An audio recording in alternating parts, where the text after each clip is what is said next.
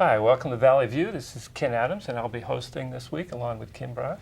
And this week we're going to have some DJs on our show from KMUZ. We got Dave Duncan and Nate Darnell. Hi there. And they're going to talk a little bit about their experience as DJs, how to get involved with KMUZ, and what it's like. So welcome to the show, and thanks for coming on. Good to be here. Well, thank you. So, Nate, how did you get started being a DJ? That's actually kind of a comical story. Okay. It was all by accident, and there was no real intention involved in it. It just kind of happened by, well, perhaps destiny. Maybe that's a better way of putting it. It was destiny. I was actually headed over to Willamette University's Exercise Science Lab to go work with Dr. Hong on some of the research that we were pioneering, and I just happened to stop by the Mission Mill Museum, and I got some coffee and had some time to kill. So the bookbinder, who had never been open before, was open that day. So I come from a family that's been involved in technology for years, and I gravitate to the old stuff because it's built like no other and it lasts for centuries, and the new stuff just peters out all the time. So anyone that values the old stuff, I like to talk to. So I just went over and talked to the bookbinder, and we chatted up a little bit, and he said, well, why don't you do like a radio show? I said, well, I might be interested in that. And he said, well, we have a radio studio here in the building. And I said, you're kidding me. Over there, 20 feet. Yeah. And he said, no. I said, well, like a real FM channel? He's like, well, we've been working on that for 8 years. And I was like, oh, okay. Well, I kind of thought, well, when you get it going, let me know, and we'll talk again.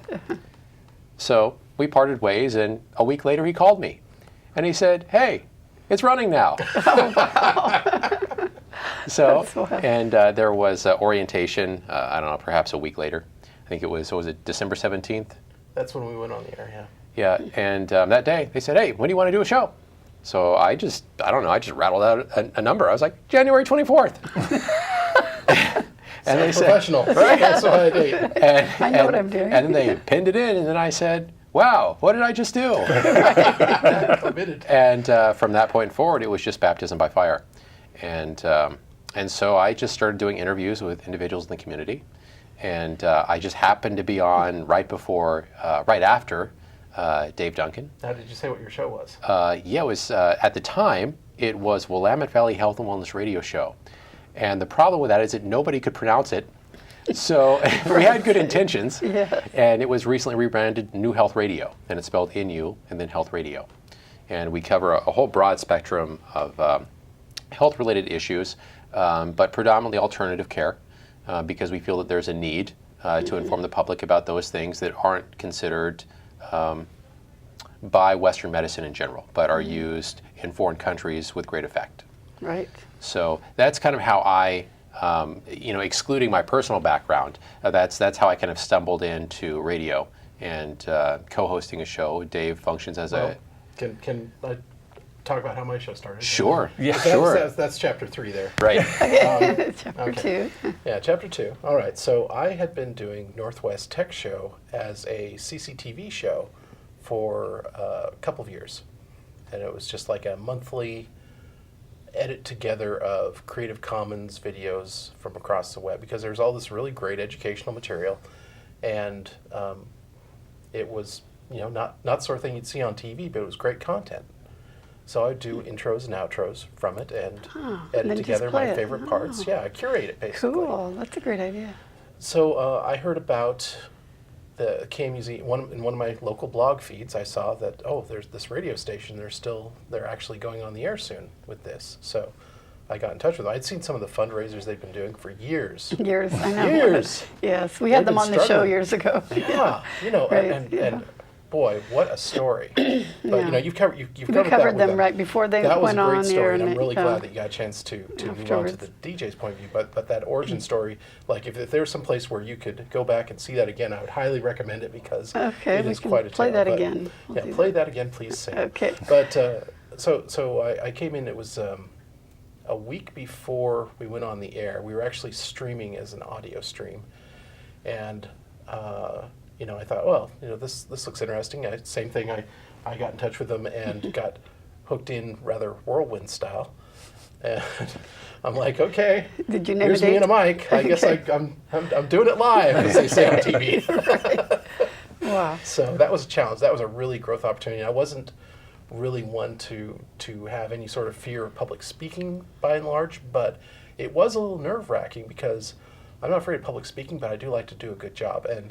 And I was really feeling kind of marginal about just doing live spewing off the top of my head for an hour and making it something worth listening to. Right. That's And big. it was rough. I did eventually get to where I could deal with it, but it still wasn't as good as I was hoping it could be. And then I've had someone, Jim, come in and say, I was applying to the radio station, I wanted to do a tech show, and they told me you're already doing one, so would you be interested in having a co-host? So I said, oh, well, we'll give it a try, and it worked out really well, and then Jim moved. I'm like, great, it's back to me and a mic. You know? Oh, yeah. Now we were, Jim and I were scheduled neighbors with Nate's show. In fact, we'd had him on as a guest because we found out he had this great tech background. And so we had a couple of episodes where we had a 3-person show. So I was like, Nate, you know, I've seen, you know, and by the way, his content was incredibly well researched, and I just love the crispness of his voice, the way he delivered things. But there were some points I could see he was struggling too, where he'd just be like reading a research paper, and I thought It's not you a know, conversational topic. thought- No, we it's can not. borrow him. It's a really dry monologue. we can borrow him. We're, Yeah. we're like one right after the other. Why don't you come in early and be my co-host, and I'll stay late and be your co-host, and then we'll have someone who's from a different point of view to bounce those ideas off of, and we'll get a lot more dynamic going. Oh, worked. Worked Well, Yeah, good. we're just like two one-legged pigeons that lean on each other in the park. No problem. Okay, that's my leg. You go.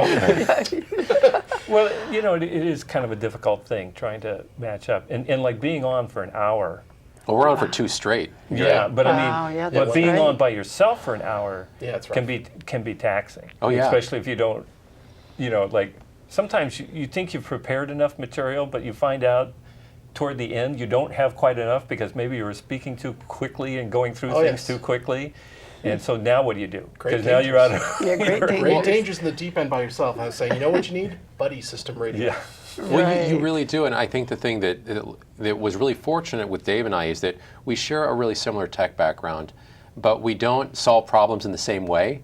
So oftentimes, you know, we'll have conflicting viewpoints, and it creates this tension that everybody loves to listen to. like, You know, "Hey, we're because this." He's like, he'll lob remarks at me. Exactly. I mean, sometimes just like, well, look, that what's works. what's the end game? How, do you want it to work or not? Well, I don't want it to work. Hammers are great. You know, turn it off. Right? You didn't say you wanted it to work again. You want to put out the electrical fire? Right. Just yank the plug out. And I think that's what people started listening to was this kind of banter that Dave and I would have, and alone, Like car talk, kind of. kind of, yeah. Now But it's car talk for tech and then car talk for health. you know, Right. alone, people were like, "I don't want to listen to you," but then we got together, and then they're like, that's funny. "Oh, those guys are great." You know, and now we've got listeners from the East Coast. We've even got listeners in foreign countries. Yeah. Nice. By the way, what time is your show on and which days? Oh, so Wednesday from noon to 1 for tech show, Okay. and then And then 1 to 2. Two. Oh, okay. So Wednesdays, if noon people to are 2. interested in getting in on the new Car Talk, now they know where to go. yeah, and it's that's 88.5 FM out of Turner, and you can also get the web stream at KMUZ.org. That sounds better on my radio. And the thing we've been recommending to people also, because everyone, it seems like everyone has a smartphone now, and that's something you're carrying Oh, you around. can get it so- on your phone. Yeah, the TuneIn radio app is free, and you just search for KMUZ. Then you've got like a little Yeah. transistor radio. It's amazing. That's yeah, we've so recreated cool. the FM radio. That's Nice. nice. Yeah, but you search for KMUZ, you put it on your favorites, and now it's like you gotta dedicate. And Salem FM's out there too. So Well, and that's how we have listeners from afar as well. You know, Right. and obviously our FM, transmitter is about the power of a light bulb. So half a light bulb. Yeah. Very dim bulb. Really? Yeah, But it's got but- height. So Dim Right. bulb. tallest point in Tall Marion dim County. bulb. But the internet projects. Ah, oh, yes, true. that's true. So everywhere. maybe I could pick it up at the dog park, whereas I can't pick up the signal from the dog park. Yeah, yeah. If You you, know. if you can get a cell signal, Yeah. a data cell signal, I should say. Oh, okay. So I it's know a some places data. where So you'd be charged for data. It depends on probably? your if plan. you've got a plan like that, yeah, I got an unlimited one. So, Mm-hmm. well, several places they're like they have technically unlimited plans, and I won't specify brands, but They have technically unlimited. What they do is they throttle a little bit after 5 gigs, but that's plenty if all you're doing is listening to audio. I mean, you can watch Right. a lot of YouTube videos before you run it over 5 gigs. When I run Pandora, I get throttled though. Really? Okay, well, Yeah. if that's going to get you, then it's going to get you, because Okay. it'd be the same kind of thing. Okay. It's a 128 kilobit MP3. For all you tech people out there. Okay. Well, I should also mention that Dave is the trainer for KMUZ, so anybody that's That's right. interested in getting their own show together. And Dave and I had a conversation about doing a I recruited show. you. That's right.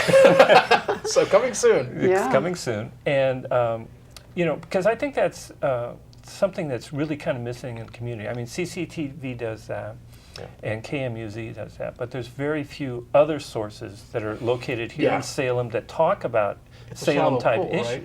Yeah. I mean, Yeah. all the TV stations, the broadcast TV stations, are up in Portland Or Eugene, yeah. or Eugene, and they'll come in here, maybe cover what's going on down at the state capitol, and if there's some murder and mayhem going on, they might cover Salem as well. But Or I mean, chickens that The fall chickens out. in the yard. Yeah. yeah. Well, but I mean, for the Chicken most crisis part, in Salem, my friend. yeah.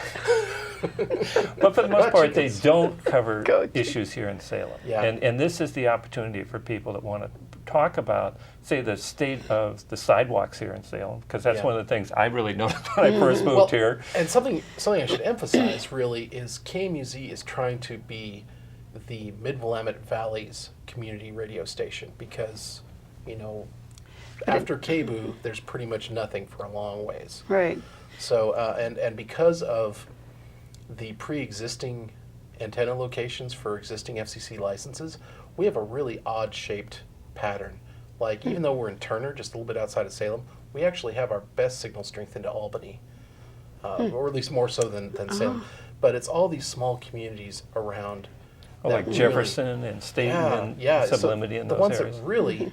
They Now talk probably about appreciate not it. having any local Yeah. media, right? Salem Right. doesn't have any local media. Let's talk about all the rural places. Mm-hmm. So we really want to get more people in from rural areas. Of course, the studio being in Salem, that's going to be who it drew in at first, but that's not ultimately what we want to be about. Now, was it correct that they don't broadcast to Kaiser, or you do? Do you make it No, to we don't. Kaiser? It's not like cable where they just cut it. Oh, they don't cut it. We cut off. Okay, that's CCTV Yeah, that that's doesn't go to CCTV. Kaiser. Yeah, and Okay. that has to do with the way it's funded. Okay. Kaiser decided not to pay into the franchise fee, I so see. therefore. Right. But people in Kaiser can hear it. Yeah, the on the KMUZ. web or on- Okay. Yeah, and regular radio signal. I Yeah. think we've tested it. Depending on your car, we can receive it almost to the Woodburn Outlet Mall. Oh, all right. Yeah. Okay. Yeah, Oh. it starts to bleed And off the hills. about half a mile before the Woodburn Outlet Mall. And then Hills of Newburgh. Yeah. see. There's I signal. have a question, a technical question. Is that an FM station or AM station? It's an FM. Yeah. And what is the difference? Because Well, I was frequency just modulation yeah. versus amplitude modulation. So one you're altering the strength of your signal, and that'd be like a light bulb that was pulsing on and off.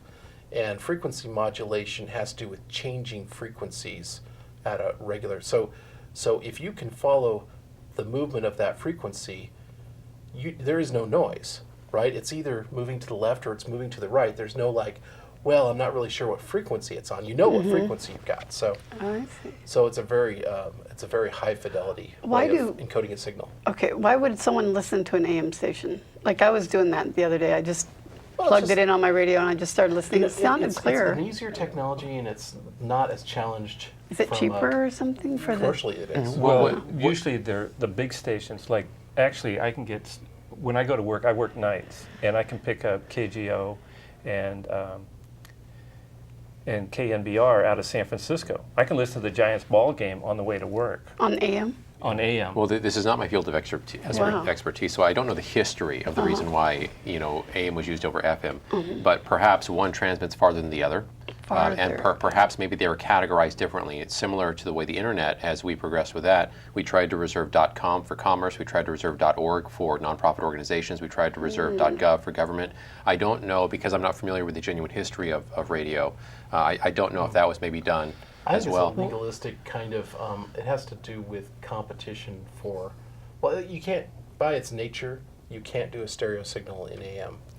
It's going to be that's mono. what it was. You Yes, get, that's right. you get better sound quality on FM for music. Okay. Okay, AM, lends itself to talk shows, shows. sports Okay. shows, those kinds of things. I see. And the Or signal even goes money.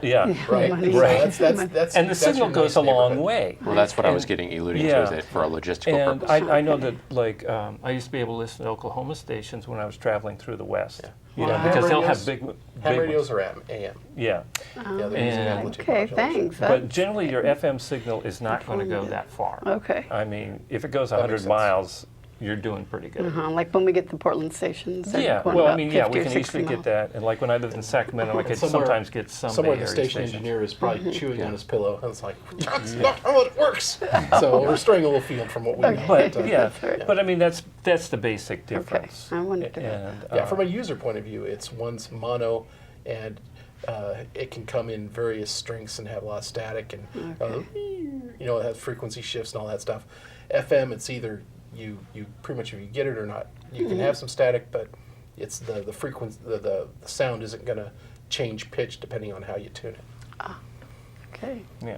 that's cool. So now you have a full list of programs that go on 24 hours, or Yeah, you that's have interesting. openings, So, or we do have openings, yeah. So if you go to kmuz.org, which is our website, and you can listen live off a link there. You can also click on the schedule link, which links to the service we use to keep track of our music called Spinitron.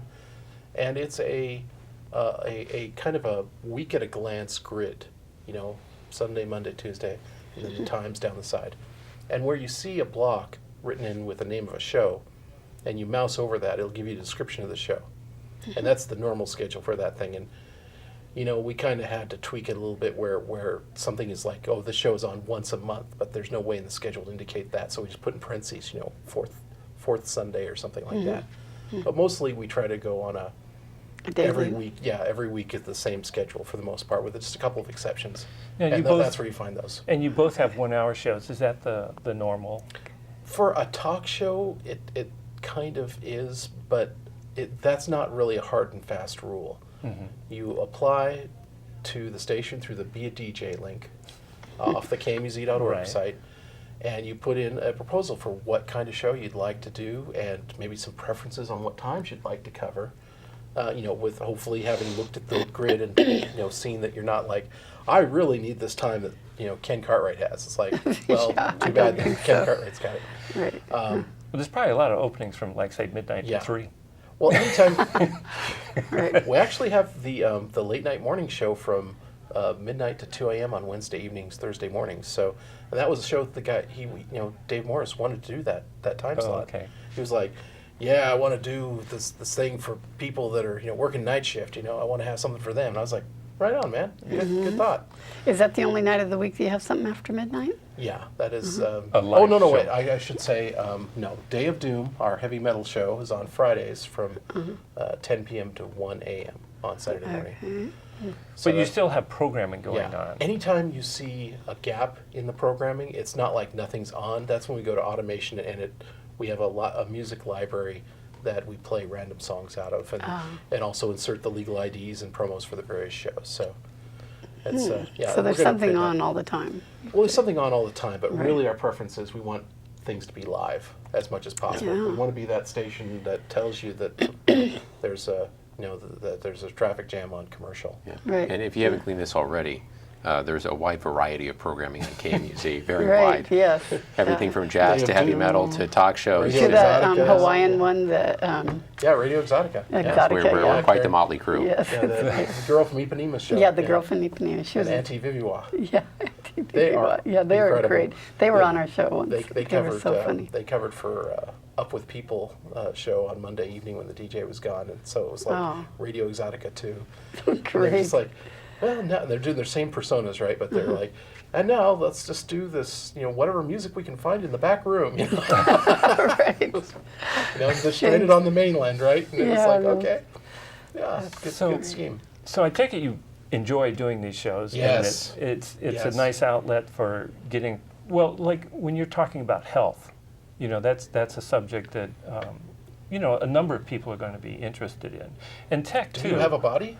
Yes. Yeah, Might you be might be interested in maintaining interested. it. And Do in you this have any day and gadgets? age, You might be interested in how they work. Yeah. that's quite often a big issue for a lot of people. I know my wife is kind of a technophobe. and I don't always explain So am I. things the best to her. Yeah, Call right. himself the Amish But you astronaut. face your fears, Yeah, yeah. I mean, it's kind of interesting because, I have ways of explaining things that certain people get, but she doesn't, when I try to explain Right. the tech terms to her. The main thing is to start off every sentence where you're going to do a lot of gobbledygook with, look, it's simple. You just... You just, yeah. Well, and I think that's the beauty in the way Dave and I can describe. I think because we spent so many years working with people in technology, Yeah. we had to learn two different languages. One is a really technical side, and one is the layman speak. Yeah, we speak binary to each other, and then we go... Yeah, exactly. And you really broken. you have to learn how to communicate in ways that are impactful to the average listener, where they can wrap their mind around an image, and that's not easy to do per se. Alone, it's really difficult. But Dave and I seem to have this way of back and forth. When I start to pause because I'm hunting for something, he has a quick quip that he can throw in and get it started, and vice versa. Yeah. So great. That's really been fantastic. You guys are really But- tuned into each other. But I'm not afraid of silence either. That's part of what live radio is about. It's like when you stop to think, Really? it's okay. You just, It you is know, you're okay? taking a moment. Yeah, it's funny because I've worked in the data processing field for over 40 years, and somebody one time asked me what I do, and I said, I'm a translator. I translate between the technical and non-technical. Yeah. And that is actually something that's kind of valuable for a lot of companies because you get a lot of tech speak and people don't understand what's possible and what's going on. I would say Shame. that it's It's a shame. probably, in today's environment, that is the most important position in the company, is being that person that can communicate with both tribes. That's why they started having CTOs, Yeah. chief technical officers for companies. And those are, Jen, for those individuals that are looking for careers, those are the ones that pay the most, okay? Chief You technical don't have to officer, know wow. all of the technical things. The way a businessman explained it to me one time, who was very successful, he said, look, I buy engineers, okay? They know what they're to do. I know how to make money.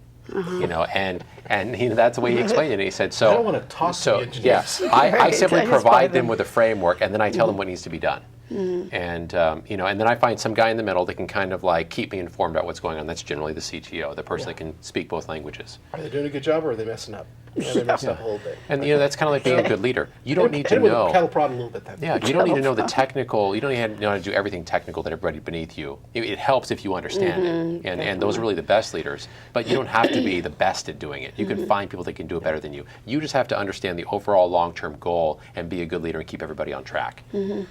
Yeah. And that is a very important function no matter what you're doing. Right. Yeah. Right. Right. Wow. Well, if somebody wanted to get on a radio show and they didn't really know what they should do on the radio show, do you guys have coaching like that? Well, okay, so here's kind of the anatomy of a new DJ. It's like first you hear that there's a radio station and there's an opportunity for you to be on the air.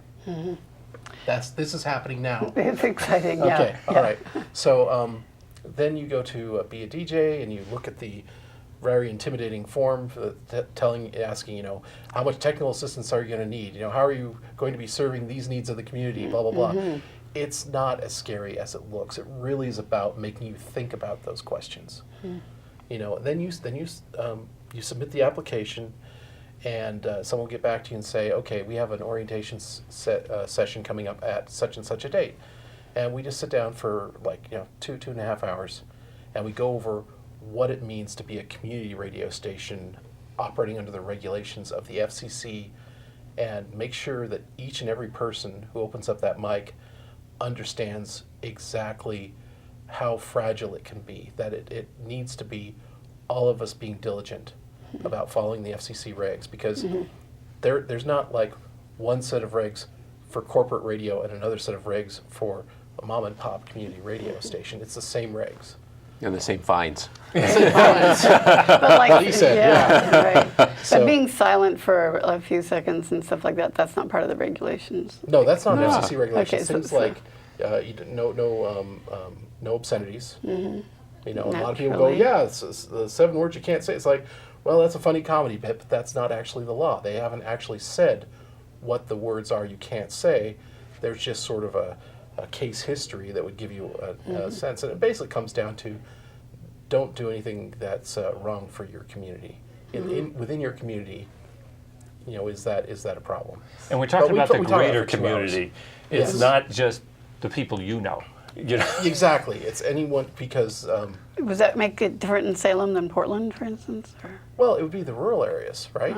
Right. You know, very conservative. They used to hear Catholic radio stations out of Portland and Eugene, and now they're hearing us. So Well, still there's a little bit of crust. We used to joke, at least I used to joke, people said, where do we find you? And I said, well, turn the dial down to the Hail Marys, and then turn it up one notch, and that's where we are. Hail Marys. That's fun. yeah, there's a certain band that's occupied by the nonprofits. So the lower end of the FMs. Nonprofits, Yeah, yes. yeah, so you get into the 90s Secular. and such, and you're into the commercial territory. So Now, do you have regular like news programming or weather programming, or not weather, but we do have some great news shows like I like In the Arena on Tuesday mornings at 7 to 9. That's the only 2-hour talk show we've got, and it's sort of talking about local politics and civic awareness and all this. And then we've got Melanie in the morning from 9 to 10. You met Melanie on your show here. What does she And, talk about again? her shtick is everyone's got a story that's interesting if you just listen. And so she has lived in Salem for a long time, and she's networked very well.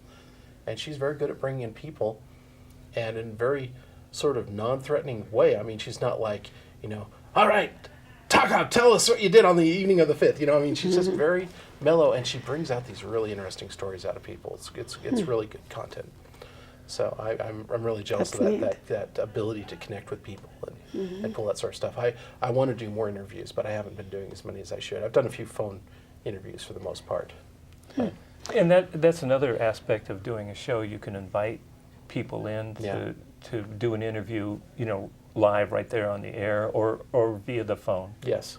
Oh, but I should finish up on being a DJ, how that works. So because we've got a very short period of time, it's about you just learning overall what the rules are.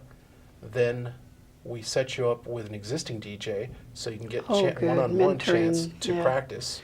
Okay. And then the first time you go on the air by yourself, supposedly, someone who's experienced is sitting there in the corner, available to help you out. So it's a very non-threatening process. That's awesome. And it's kind of eased into. You're eased into it, yeah. That Right. sounds Yeah. No great. point is there like a hard line where it's like, okay. Although you Dave and have to I go just right now. dove in face first. Right, you That's were us. one of the early That's ones. us. That's how we Yeah. like it. That's how you like It's like buzzsaw, yes. Well, I want to thank Dave and Nate for coming down and talking about KMUZ, and I'd like to welcome you to watch Valley View next week.